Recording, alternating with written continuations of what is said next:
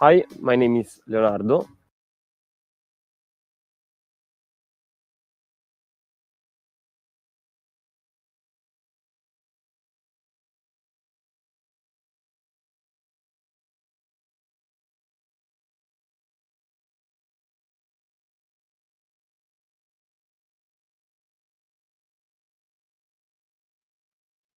Programs in France. I choose this program because I really like the content of the program, and I also wanted to live this international experience studying abroad in a different place, in a place that is very different from my own country, and to get to know new people and also get new experiences and relate to new knowledge from professors who had a different point of view. The labs are the places where we apply practically what we study in the class, and it is the most exciting part of the course.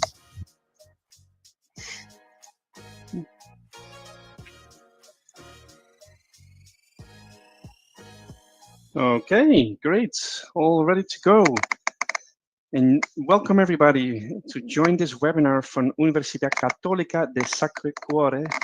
Well, my next presenters, they are able to say that better than me, as they are joining from the university. We have a great panel today joining us, also a student. But before we go over to them, I'd like to briefly explain of some of the interactive options to you. My name is Luc Mulling, I'm the moderator. And yeah, first of all, I already saw people did that, writing where they're joining in from. So thanks to do that. That's just great for us to see a bit of the diversity of countries, of course. So great to see already some of you joining. Second of all, you can write your questions at any time through the panel at the right bottom where you see questions. That's where you can write your questions at any time and we will answer them at the end. Also, I already opened up a poll question. That's where you can give us a bit more information about your status, what you're looking for. So I will be opening up a couple of questions there. And now it is what is the most important to you in selecting a university program. So let us know what it is. That is nice for us, of course, to know and get the feedback to the university as well.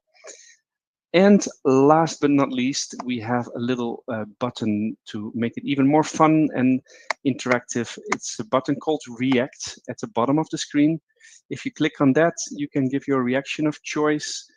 Yes, that's the one, and we like those. So just to make it more fun for the presenters. And let's go over to them. I will introduce you to Julia, and Julia who is from the staff of Università Cattolica, and she will introduce herself, and we'll start with the presentation. Yeah, absolutely. Hello, everybody. Well, look, you're getting better and better at saying Università Cattolica del Sacro Cuore, but an Italian cannot be beaten, I guess. So I am Giulia, as Luke rightly pointed out. I am from the International Recruitment Office of Università Cattolica. And together with me, there will be Professor Luigi Lucini and Natalie, the professor. He is the coordinator of the program, and Nicole is an actual student. She's doing her second year in the program. So, look, if you mind putting up the presentation, I'm going to go over the agenda. Okay, perfect. So, well, I'm going to go over why you should study in Italy, in our opinion, of course, and why you should choose Università Cattolica and Italy to study agriculture in particular, because, we're talking about an agricultural program. We're going to have some questions about the faculty and the program structure. We're going to go over it as well. And Professor Lucini is going to talk a little bit more about the program, how it is structured, and how it really responds to the needs of today's agricultural sector. And also, we're going to meet Nicole. And we're also going to go over the entry requirements and the application timeline for this particular course. At the end, of course, we're going to have you having questions, and we're going to have some answers for you, hopefully. I'm going to ask the question, of course, to the person who can answer it best, since we're all here. So let's start. As I said, here we go.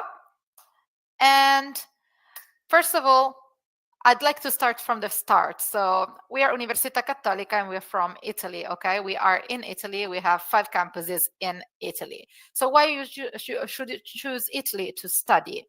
Well, there's a lot of reasons, but most of them have to do with the agricultural aspect of Italy, because we have a great culture of food. We have a great culture of wine. We have a great culture of processing food. We have become really specialized in doing that. Also, we have a big manufacturing sector, which of course not only applies to food, but it also applies to cars, luxury goods, yachts. So in general, when we have raw materials, we are really able to transform it into something really nice to eat or to use most of the times.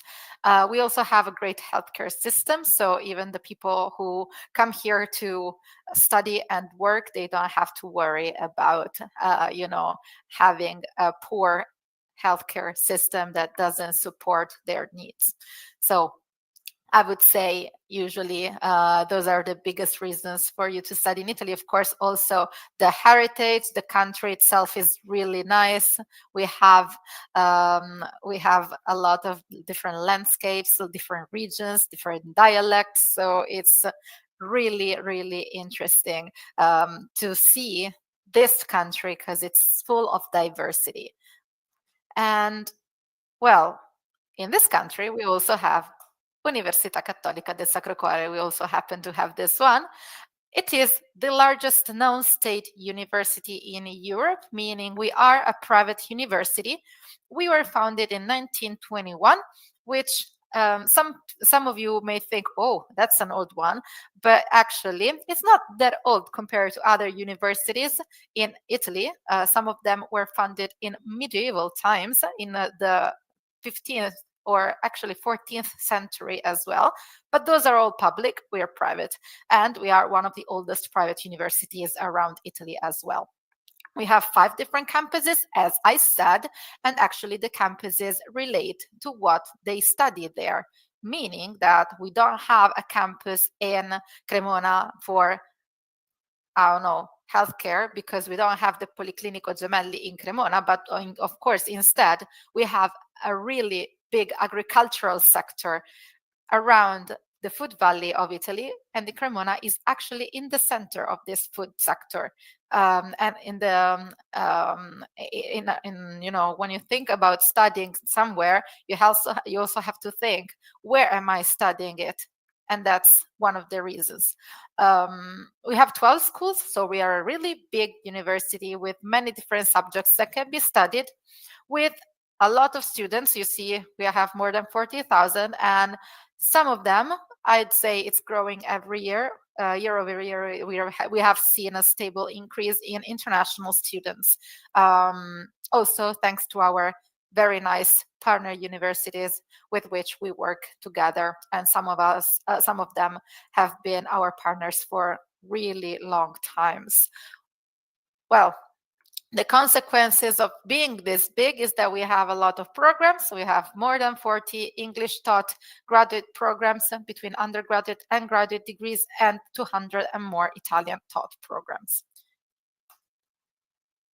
So why you should choose Cattolica? I think among all the universities, all of them, of course, have their perks, but I think what makes Cattolica unique is that we are private, so we have a lower student-to-teacher ratio compared to the public universities, and we also have more funds available for research. So that means that we also have a lot of professors who do research and they teach at the same time. As I said before, we have adopted a local campus strategy. We integrate the culture, the community, and the faculties. So if in Piacenza and Cremona we produce all of the charcuterie that you really love, for instance, il prosciutto di Parma, just to make one, to nominate one, we have an entire agricultural university founded around the fact that we produce food in that food valley. So we try to also be international while maintaining this identity and this local peculiarities that we have. Also, as I would say, as a consequence of being a renowned private institution, we have excellent academics. And actually, I think what we love about Cattolica is that it is multidisciplinary because it's big. So the faculties and the schools collaborate a lot. So it's really nice to see them collaborate and come up with very top of mind courses. And also, last but not least, the student experience. Nicole will probably have a say in this, but we do have a nice culture of welcoming students. Our students feel like they are supported, and there's a lot of possibilities for you to go abroad and to strengthen your skills in our university. Also, thanks to this interdisciplinarity that I've talked to you before. So, also, the academic profile that we have is reflected in the rankings. You can see here that we have, we have a lot of schools, as I said, and most of them are in the top 5 in Italy. The one that you see with an asterisk are actually top 5 in Italy, according to the QS World University rankings. And also we are in the top 350 in Times Higher Education World University ranking. And you see here that agriculture is actually at the top 150. We're going to talk about it a little bit later. But yeah, we are very good at agriculture among all of those.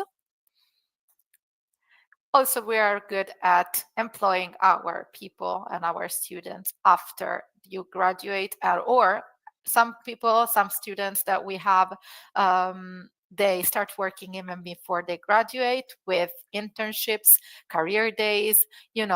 There's a lot to do around our university. So there's a lot of opportunities after you graduate, also because as a private university, we are very strongly recognized by employers around Italy and around Europe. So why should you choose to study in Italy, and why should you choose to study food in Italy? I have already said this, but I think some data always helps to, make an informed decision on where you should study food and why. So our food industry accounts for 25% of Italy's GDP, and it provides 3.6 million job opportunities. You see, there's more than 700,000 farms. There's going to be a lot of jobs actually related to the manufacturing as well and the processing of the food. So this program in particular is really on point with what happens in Italy most of the times. You have to remember that Italy does not grow any coffee. It does not grow any cocoa powder, cocoa beans, anything. But we are one of the first exporters worldwide, meaning that we are really good at what we do in terms of processing. And that's why we also are good at, exporting what we do. Our products are recognized with all the quality and safety that are really ingrained in the food culture in Italy. We have over 300 DOP products and 77 DOCG regions. That means we're very strict about how we make food, but we also are really recognized because of the way we make them. As you see, market size is gigantic, I would say. 3.46% annual growth rate from 2024 to 2028. So that means that it's going to grow even more with a compound annual growth rate of 5.33%. So I really love to show data in my webinars, and these I think are really interesting data about not only why you should study in Italy, but also why you should work in the food industry in Italy. And why you should study in our agricultural agricultural school, so the School of Agricultural, Food and Environmental Sciences. As I said, we are in the top 150.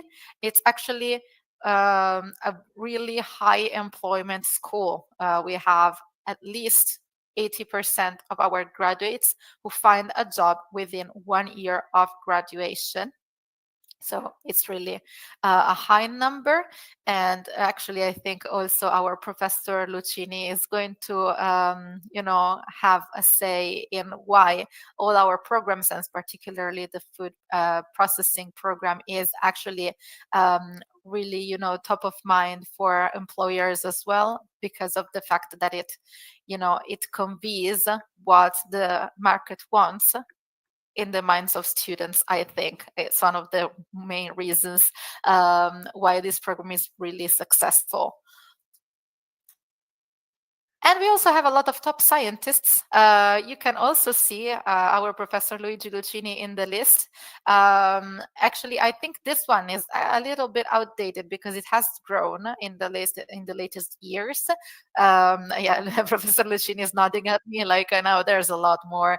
But I think this one was from 2022, and 9 professors were in the ranking of the world's best scientists, according to the Sciences list of Stanford University. So really, we also do a lot of research. And I think in this particular sector, and Professor Lucini is going to correct me if I'm wrong, but in this particular sector, it is trivial to do research because of the fact that we're going to go through a big change in the food industry in the next couple of years if we want to adapt to climate change. So it is particularly important if you are considering a food program to understand what the research is going to do in the university that you're going to attend, because it's really trivial. So you probably have already seen what the first year and the second year of this program offer in terms of classes, but you're going to see there's a lot of chemistry, a lot of microbiology, a lot of technology, and some also, I would say, economics, some subjects about if you see food quality assurance. So I think it's a good mix between the technical issues and the economic / materials kind of subjects. But of course, Professor Lucini can have a say in this. And actually, Professor, do you want to explain what our program is actually about in a few words before we continue with this? Because I think you can explain it much better than me. Okay, Giulia, thank you for the introduction. To explain the program, I would like to start what the professionals that are graduating in food processing are intended to do. And the idea is to provide those skills that help in managing production, managing the supply chain, in innovating, so R&D in food science. So basically we have some bases like chemistry, biochemistry, microbiology, food safety, but also some more applicative areas like different food technologies, packaging, certifications, economics. This type of teaching has been designed also based on the feedback we got from the food industry, meaning that we have a committee that is an advisor committee made by professionals taken from different compartments of the food industry, so from meat and processed meats, from bakery, from dairy, and so on. So from the different area, they are also advising us on the competencies that the food industry requires. And the idea is to provide those competencies among the different courses you can see here. If you want, I could go one by one, but you probably can check more easily on your own in the site. It's more convenient for you. And then if you have any question, you can ask. Absolutely, yes. Also because I want to have a little interview with you, actually, Professor Lucini. I'm going to go a little bit deeper in that before talking to Nicole as well. I think our students are really interested in, understanding the relevance of the program, as you said. No, so for instance, I mentioned, sustainability and food production, and that this is going to be a major challenge in the next couple years. So, how do you think this program addresses these challenges? What are the key competencies, the key skills that the students have to develop in order to succeed in this challenge, and that this program, can help develop? I would say that the key word is innovating, because the name of the course is actually innovation and tradition, because several countries, including Italy, not only Italy, but we have so many examples where there is a huge and important, strong tradition in food science that is the identity of a country, but at the same time, the market is going global. That means that challenges are global. That means that the requirements we have maybe nowadays can be different in 5 years. And having a mix of some basis skills together with more applicative skills help to manage, to change production, to innovate in R&D, to respond to the different needs. Because as I was saying, this market is changing a lot, even for small, medium companies. So not only for big multinationals that we know they sell worldwide. So in that case, is clear, but the same applies to small, medium companies. They have to be in the market, and the market is Absolutely. global. Absolutely. Well, and I don't know if I mentioned this before, but I think it is worth noticing that most of our companies, not only in food, actually, most of the companies that operate in Italy are small, medium companies. So it is crucial for them to innovate, I would say, as much as the multinationals. Otherwise, it's difficult to compete with the multinationals, and it's difficult to compete with other medium or small, medium enterprises around well, at least Europe, but it's a global market, so absolutely. So what do you think this program has which makes it unique? So there is maybe some other food processing programs. There surely are. What do you think makes it unique in terms of skills, but also in terms of what you think you teach and other people and other professors around don't teach? I could identify 3 points. The first one is the strong connection with the industries. And this is made at teaching level. So, meaning in the second year, but also in the first year, we have several contribution from industries, maybe seminars or similar. A colleague that is teaching food processing is a professional in a well-known big company here in Italy.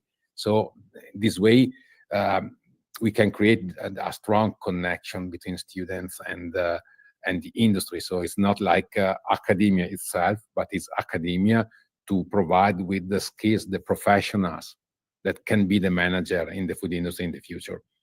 So this is the first point. The second one is employability. So I think you correctly mentioned that we are ranking high in employability, because we believe that one of the main aims of universities, and for food science is even more important, is to give a background that help our students to find a job. This should be the final aim.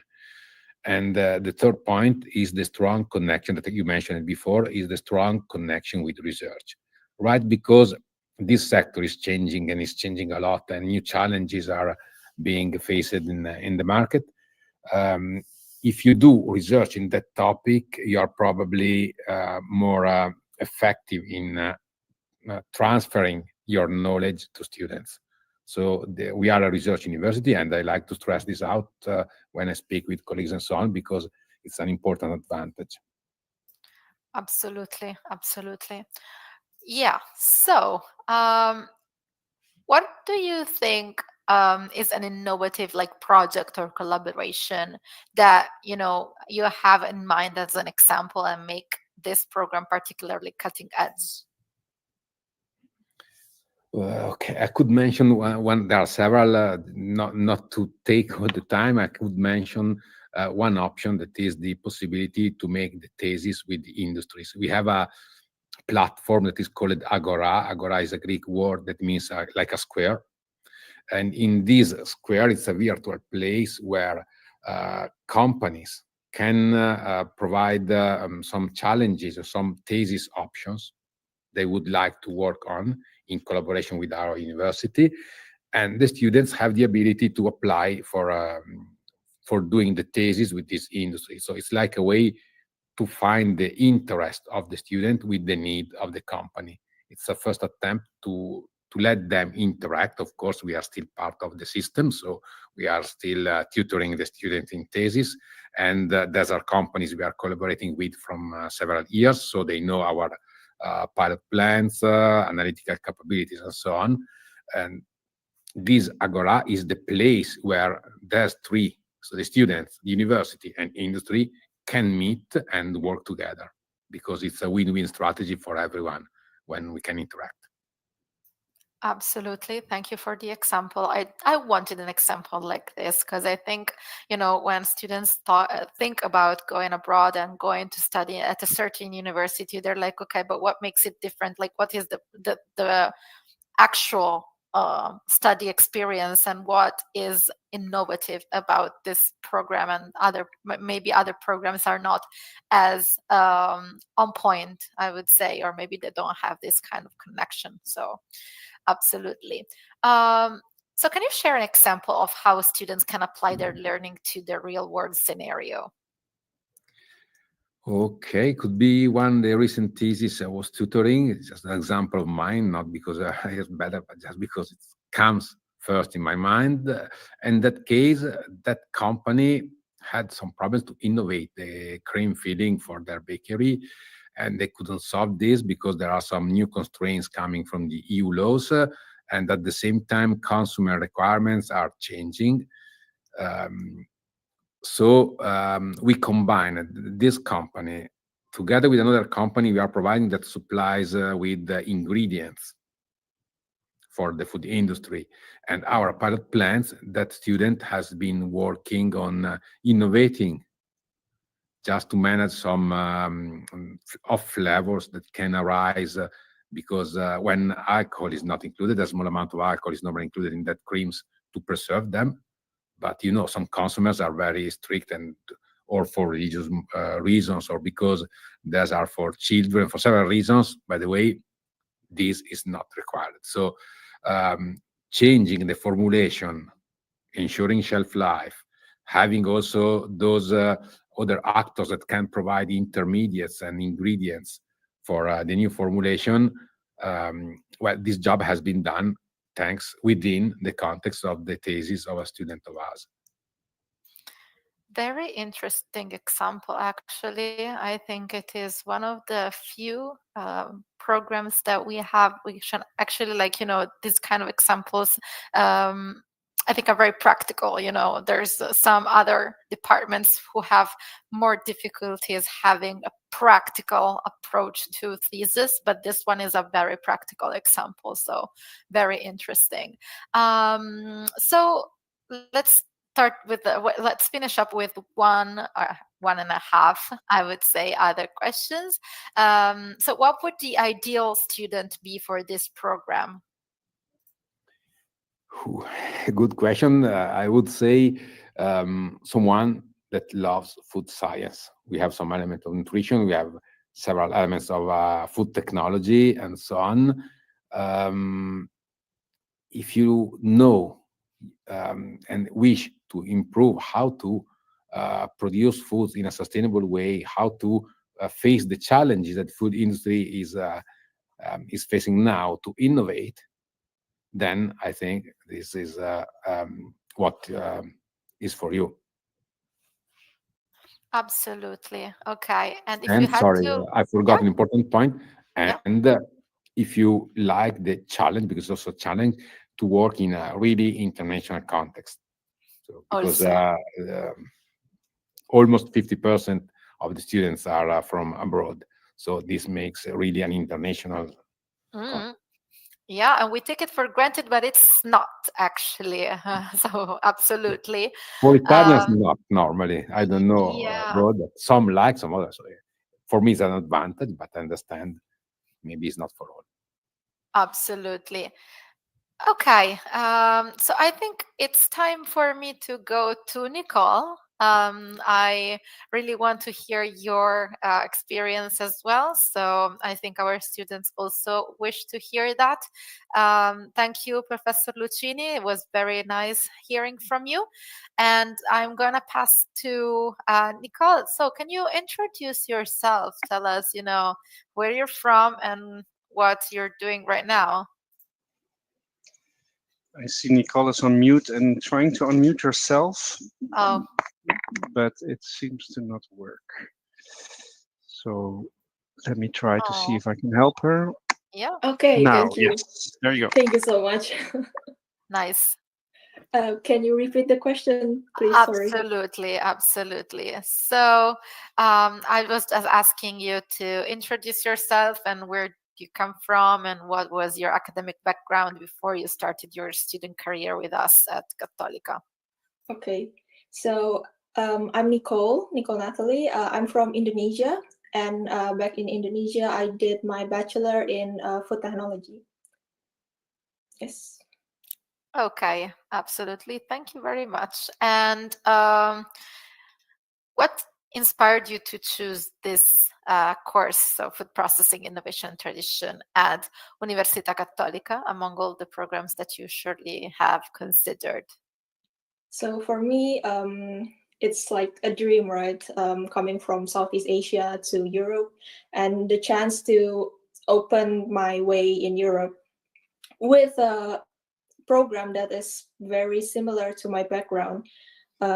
It's like a dream come true. So when I heard about Cattolica and this program, which is like Professor Lucini has already explained, very international, very global as well, and not just like research, because I came from a really academic university, but here I can see that it is actually applied to the industry, which is what we need in the real world, actually, right? So that's why I choose Cattolica with food processing. Absolutely. We probably haven't stressed this enough, but as this in this particular campus in Cremona, we have a food lab which is huge. So it's absolutely stunning to see because it's brand new. The whole campus actually is brand new, and it's in a very nice ex-monastery. So it used to be a monastery, but it has a big lab where you can experiment as much as you wish. And so, Nicole, I think you touched a point that I did not touch before. So thank you for serving me with this kind of possibility. How would you describe your academic experience so far? What aspects of the program have been like the most exciting, the most challenging? Okay, so I'm actually first year student. So I've gone through the first semester only. So I know that there's still a lot of things to experience, but overall, what I experience right now, it's different from where I come from. Especially the teaching methods, because here we have to think critically more, I think, like give our opinions and not just not just like learn from textbooks and stuff, but really understand what it is and how we can apply it actually to the food product and stuff. And it's actually interesting because I didn't expect it to be this open, because usually in my country it's really hard to speak up and open up, but here only with one semester I've been trying to give my opinion more and open up more, and with the professors, which are really kind, because they try to understand our backgrounds, which is very different for everybody because it is a master degree. But they always try to help us understand with our background to really not just know the content, but can apply it as well to the food product. And the challenging thing for me is transitioning to English-based learning, but it's been successful, and it's been great for the first semester. Absolutely. Well, I mean, studying entirely in English can be tough, especially if you're not used to it. I agree with you. I did all my studies in English, so I didn't experience the shock of having like all the vocabulary and having to translate it all. Absolutely. So I also read that you made your bachelor's thesis here as well, yes. right? Yes. Oh, interesting. And how was it? Can you describe it? Yes, so it's like a partnership with my university in Indonesia. So I was able to actually do my bachelor thesis in Cattolica as well, and it's very very amazing because the professor and everybody is so accommodating to my research. So it's actually I bring the topic from Indonesia to Cattolica, and we were able to discuss on how to make this possible, and I was able to also, of course, finish my thesis, but also experience the research structure in Italy. Also was able to actually come to a dairy company to see, because I need to use one of the equipment there, and the professor was very kind to help me find the right equipment to use and what samples better to use. So they've been very accommodating, and it's been a great experience for me. That is amazing to hear, actually. So just out of curiosity, I didn't schedule this question, but I really want to know, how many students are there in your classroom, Nicole? 20, 30, I think. Okay, so yes, and it's a small number. Yes, and it's quite different because our class are also together with some students from Izara. So it's a double degree that the first year is going in Italy in Cattolica, and then the second year they go to France. So it's been a mix of students. So sometimes in a class we can have like 50 to 60 students, sometimes 20. So we have a really big connection with everybody. Mm-hmm. Okay, that's interesting, because sometimes in Italian universities, particularly the biggest ones, it's really a struggle to find a seat. So it's nice to know that you have a seat in our university anyways. So thank you very much, and I'll go to the next question. So we've talked about Cremona and how it is in the middle of the Food Valley, and I'm curious to know how the studying experience in Cremona is, and like, how do you feel that you have an advantage in studying a food related degree in the heart of this Food Valley? Okay, so Cremona is a small city if we compare it to Milan or other big cities, but you can still socialize. I still have fun every weekend with friends. And regarding as it is placed in the heart of the Food Valley, there's a lot of professor actually that has experience in the industry. And actually this semester, I think I have one professor that is a top manager in one of the biggest supermarket in Italy, let's say. And he was able to bring what he experienced as a profession to the classroom itself. So we get the image of what is actually happening, and not just a theory about the industry, but what is actually happening. And because I am only first year, I don't have any experience with a lot of the industry. But as Professor Lucchini has said, it is possible to do thesis with the industry as well. And there's actually projects going in the year. Like last year, there's a project with a company producing torrone. Torrone is a typical dessert from Cattolica.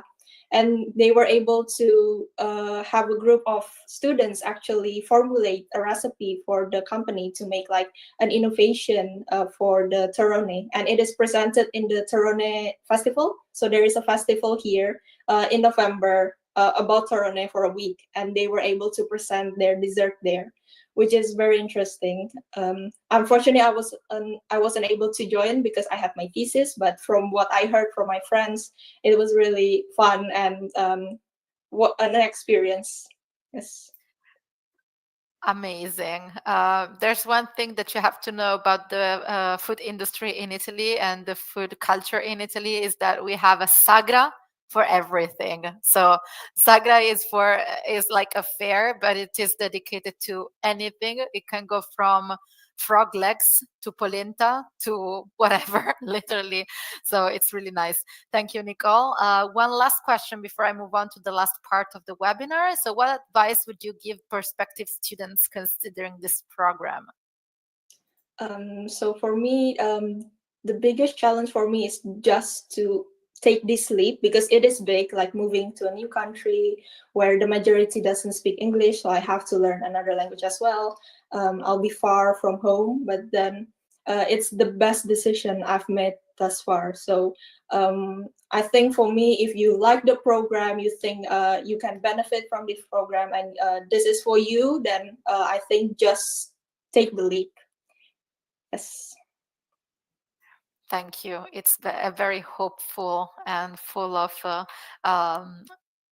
willingness to live kind of advice, which I really love and appreciate. And I love we're working with students because of this, the way that you want to, make the most of your life. It never ceases to amaze me. So last part of the webinar itself, before we go to the questions, I am going to give you some answers actually, because I've seen some of you already have started to ask about this. So how to apply, what the tuition fees are, applications, etc., etc. So we opened our applications like a month and a half ago, and applications will be open until the 7th of May for non-EU students, so people who require a visa to come to Italy. And then for EU students, it's going to be open until the 25th of June. But I advise you to apply earlier. And actually, there is a round deadline coming up in the next couple of weeks. It's on the 26th of February. Why so? Especially for people needing a visa. I think it is important because you get evaluated before the 7th of May or the 25th of June. So it's easier for you to start the process of, moving to the country itself. So getting a visa if you need one, finding accommodation if you need one. So absolutely, even if the deadline itself might seem far away, if you start applying now and you apply in February, you're gonna have your answers a lot sooner. The tuition fee per year is 6,625 for EU countries, and non-EU citizens usually have a 9,050 euros tuition fee. This changes for double degree students as well. So be mindful of the fact that sometimes with partner universities, our tuition fees may change. So if you are interested in a double degree, please reach out and we are going to go over the specific case. But remember that this tuition fee is not calculated on where you are resident, but where you pay taxes. So even if you are from an EU country, but you pay taxes, say in Thailand because you live in Thailand, you're still gonna have to apply the non-EU tuition fee, even if you have an Italian passport. Just an example. The entry requirements here, well, as we said, you have to love food science. So an undergraduate degree from an accredited institution, absolutely, allowing to enter comparable programs. And if you hold a bachelor degree in fields such as biotechnology, biological sciences, agricultural sciences, food technology, food science, etc., you're absolutely welcome to apply. You also have to have an English proficiency certificate with a B2 level at least. We have a whole page on our website on which kind of certificates we accept, so you don't come unprepared. So absolutely, this is the most important information that you have to know. So I am absolutely done with the boring part about how to apply, and I think we can start with the questions, right? I think so too, because I see the audience already wrote various questions, so we'll go over to those. A couple of things just to mention. I've opened up various polls. One was on the screen. That was not the idea, but yeah, thanks for everyone for having given your answers. If you haven't done so, please do let us know before you have to leave. But now let's go over to the questions from the students who joined in, and we had a lot of students joining in from different countries.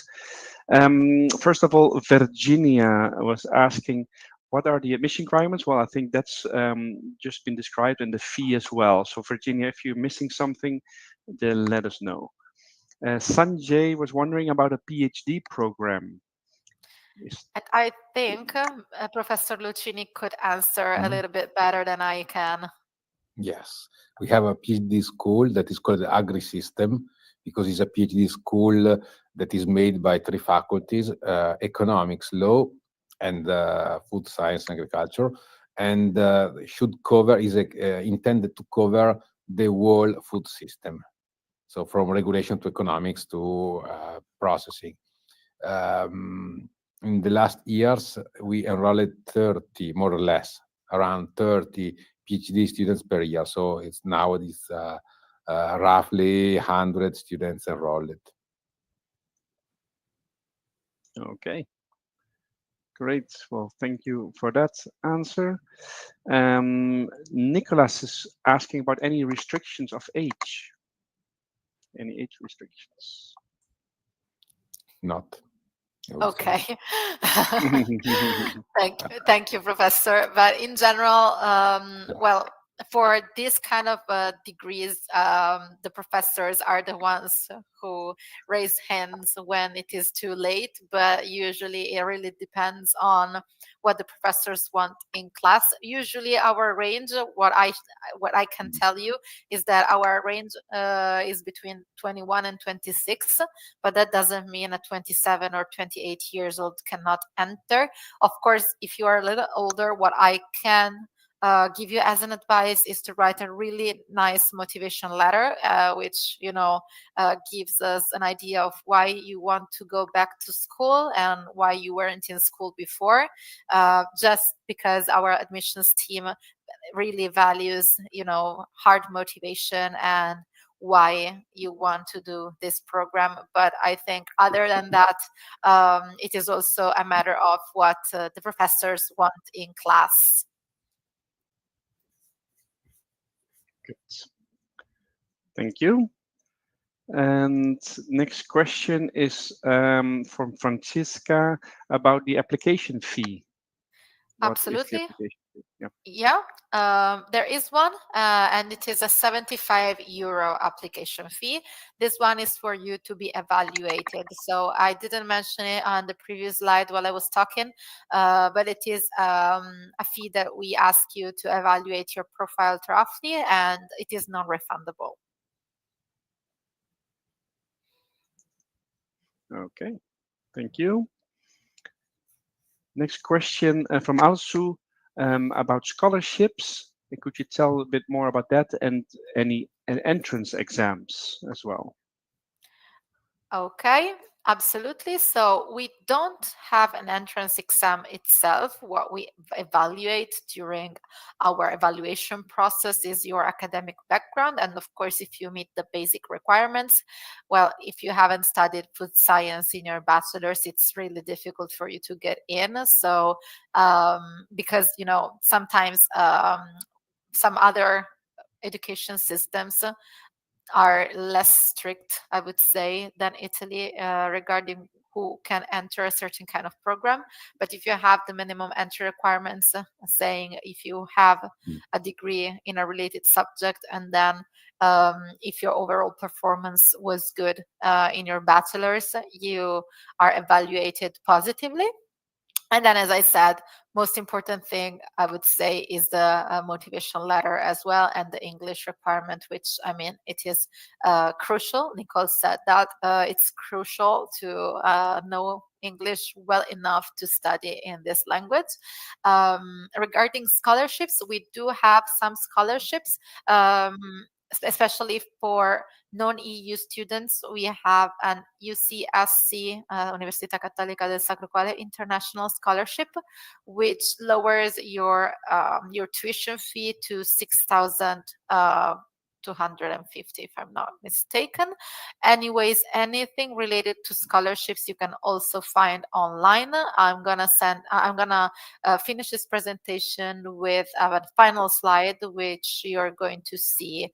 There's a website on it, and you can absolutely reach out and see what the scholarship options are as well. Also, because we have an institution called Educat, who takes care of the merit-based scholarships as well, and it is additional to what I have already told you about the UCSC International Scholarship. Even EU students can request it. So absolutely.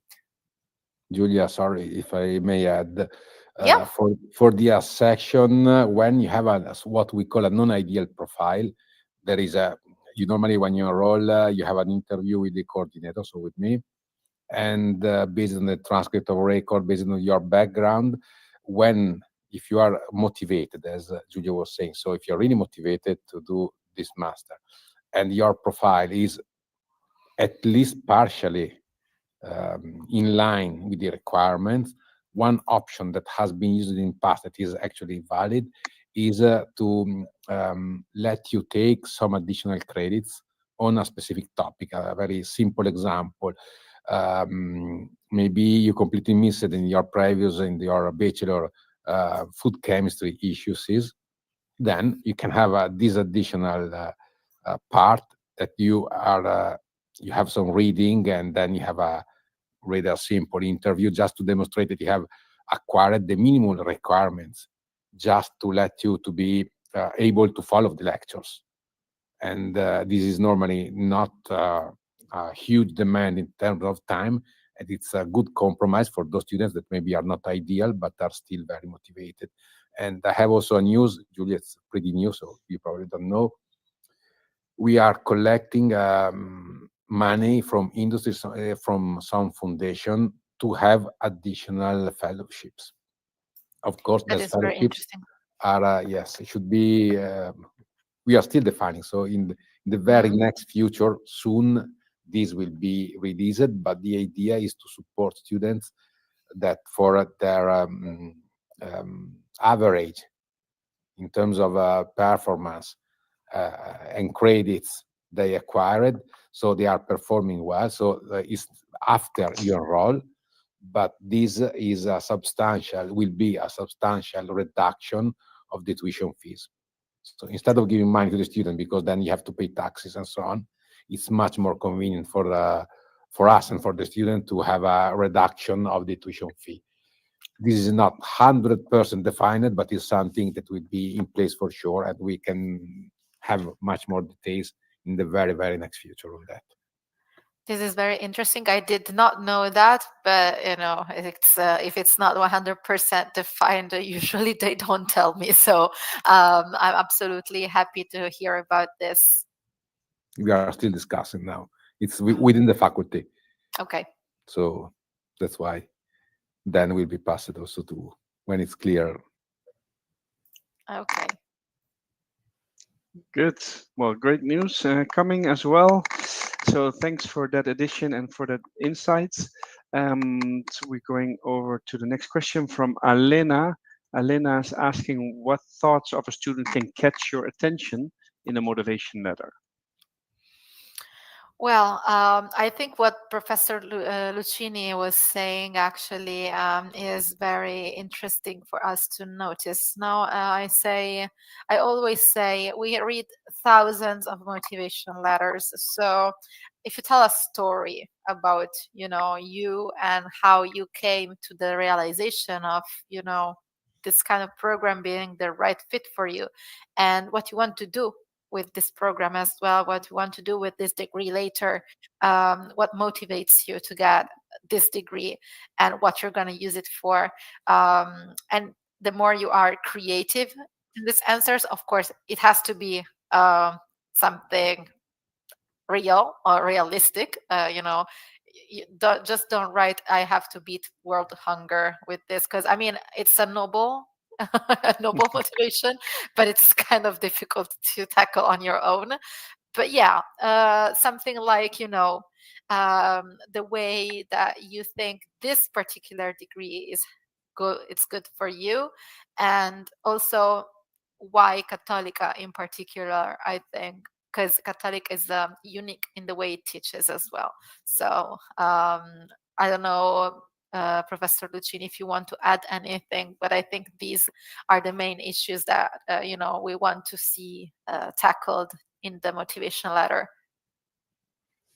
Yes, I just would add that you should provide evidence that I really like what Nicole was saying before. So, like doing not a jump in the dark, but it's a big change for sure.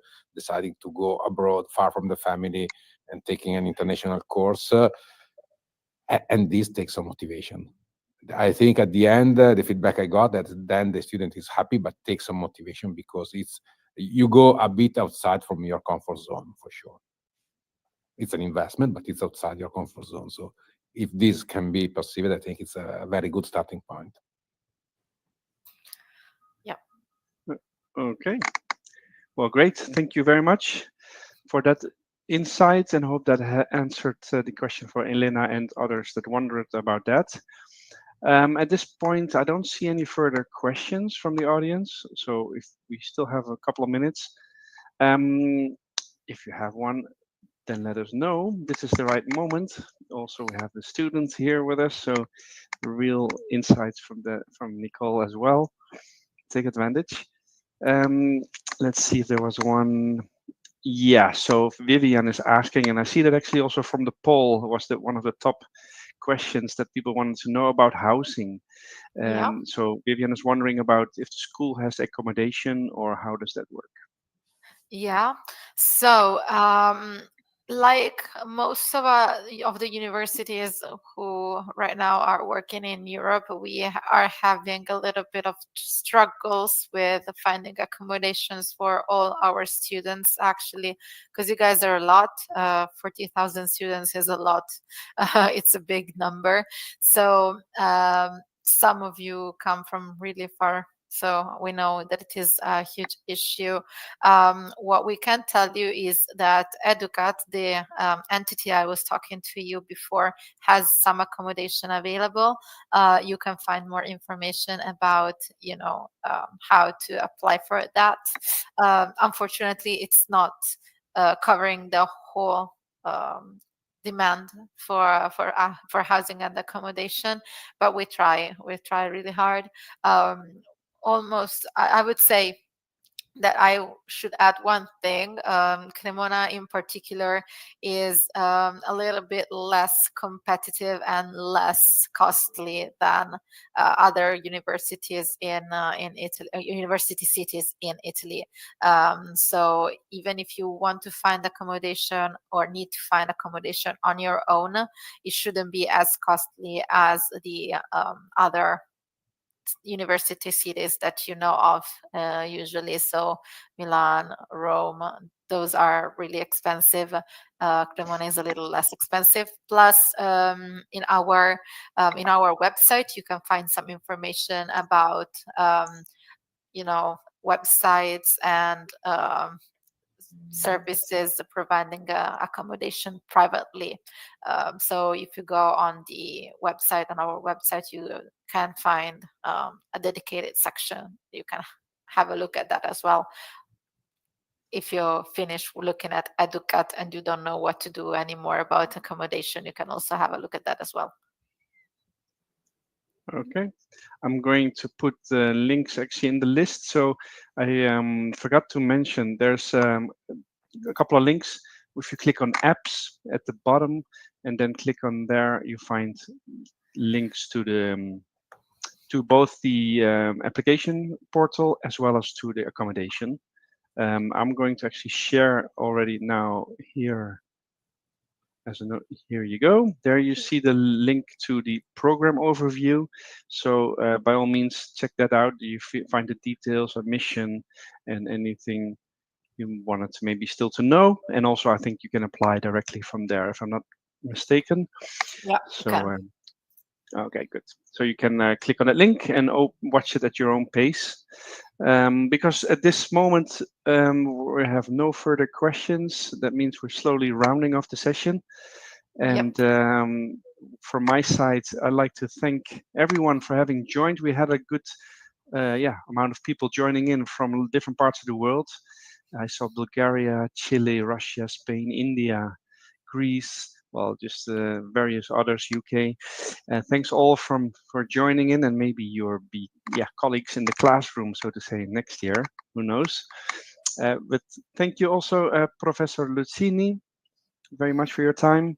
Julia, of course, and not last but definitely not least, Nicole. Thank you very much for your insights. Was very sure that's very valuable to the potential next year students. And with that, last words over to Julia.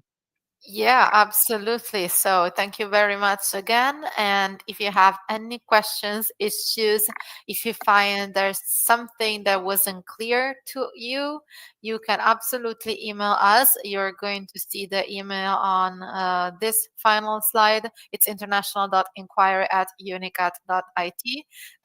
So if you have any questions that you think we did not cover on the webinar, if you have a particular case, you can absolutely go over the email and mail us. Okay, we respond in usually 2 to 3 business days. Okay. Okay, thank you very much, everyone, and hope you enjoyed it. And see you next time. Bye bye. Bye bye. Have a good day. Bye bye. Bye. Thank you.